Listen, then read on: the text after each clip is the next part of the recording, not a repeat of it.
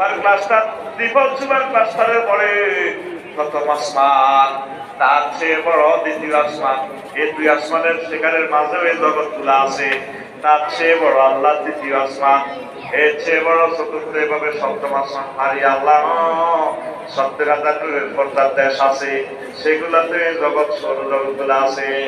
এইভাবে জগৎ একটা থেকে আরো বড়, তার চেয়ে বড় মালায় আল্লাহ 5টা রাষ্ট্র, এক রাষ্ট্র থেকে আরেক রাষ্ট্র আরো বড়।